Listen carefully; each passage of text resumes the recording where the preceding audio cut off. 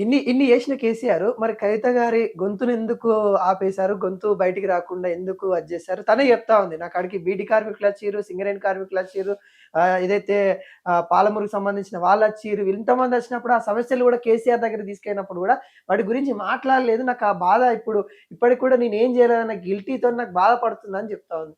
ఎందుకు ఇన్ని చేసిన వ్యక్తి నేనొక నిజం చెప్పన్నా? ఆహ్, సాధారణంగా లోక వ్యవహారంలో ఎవరము సర్వజ్ఞులం కాము అంటాం. హ్మ్.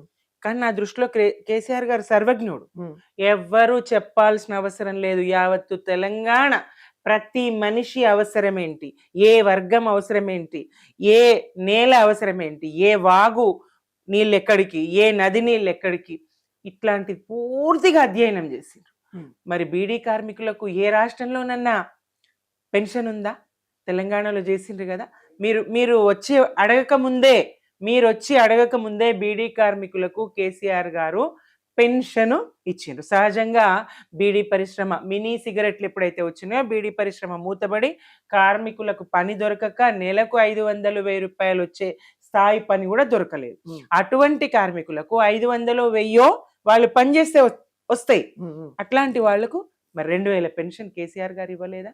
ఏ వర్గాన్ని కేసీఆర్ గారు చూడలేదు. అవుట్ సోర్సింగ్ ఎంప్లాయీస్ మీరన్న ఆశాలు గాని, అంగన్వాడీలు గాని వాళ్ళందరికీ మూడింతల జీతాలు పెంచిండ్రు కదా! ఎక్కడ కేసీఆర్ గారి దృష్టి పారనిదెక్కడ? ఆయన చూపు పడని మనిషి ఎవరు? అన్ని వర్గాలను కన్న బిడ్డల కన్నా ఎక్కువగా సాదుకున్నాడు. మీరు అసంతృప్తి పొందిండ్రేమో కానీ ప్రజల సంతృప్తి పొందలేరు.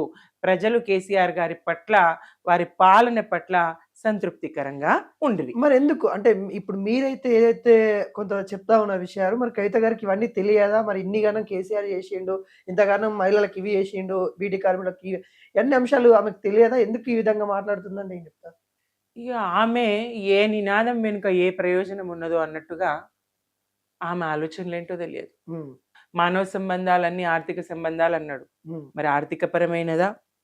లేదా రాజకీయపరమైనదా? లేదా అధికారాన్ని ఆశిస్తున్నారా?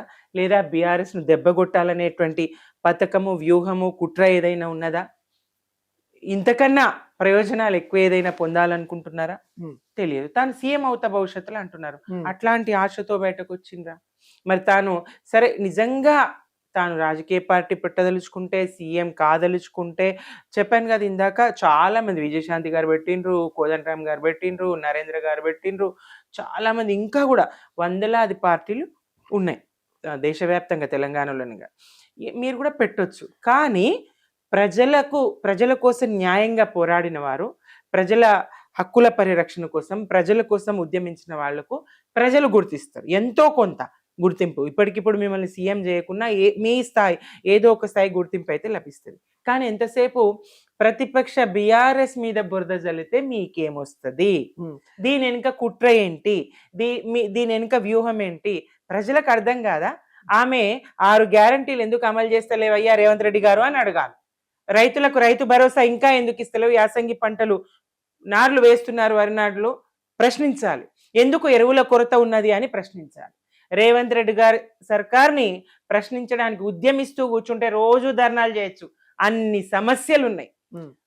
కేసీఆర్ గారి పాలనలో ప్రజలకు అందినటువంటి సంక్షేమాన్ని కొనసాగనివ్వకుండా ఆ అన్నిటిని కూడా తుంగలో దొక్కుతున్నాడు.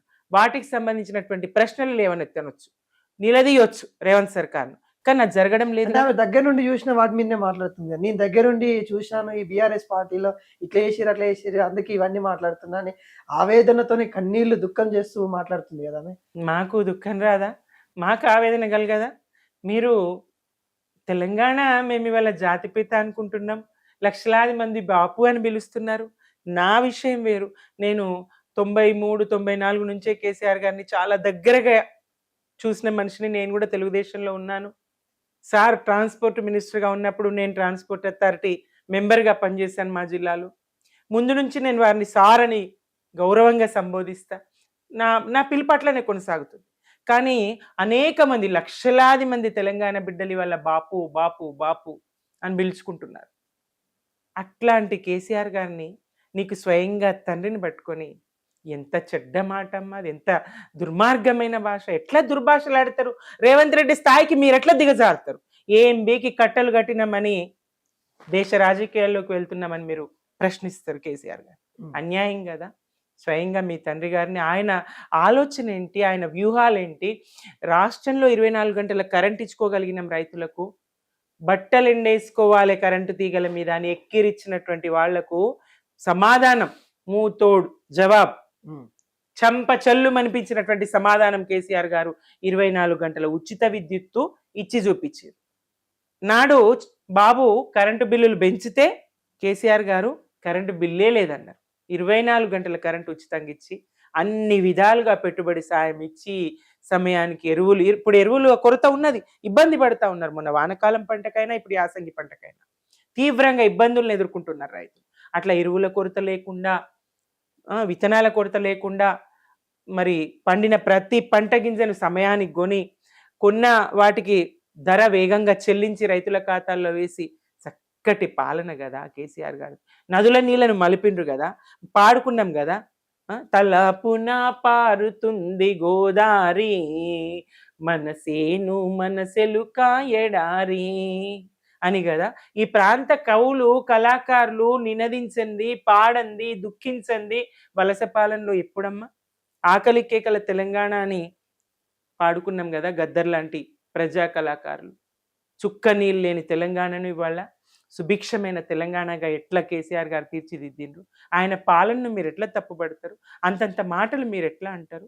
మాకు రాదా దుఃఖం, మీరొక్కరు మండలిలో ఏడిస్తే, మీరొక్కరు మండలిలో ఏడ్చిండ్రు కానీ కేసీఆర్ గారిని మీరు అన్న మాటలకు తెలంగాణ మొత్తం కంటతడి పెట్టిందమ్మా. తెలంగాణ మొత్తం కూడా కంటతడి పెట్టింది. మీరు కేసీఆర్ గారి పాలనను తప్పుబట్టిన తీరుకు, ఆయన పాలనను మీరు వేలెత్తి చూపిన తీరుకు యావత్తు తెలంగాణ కంటతడి పెట్టే పరిస్థితి మీరు ఎట్లా తీసుకొస్తారమ్మా.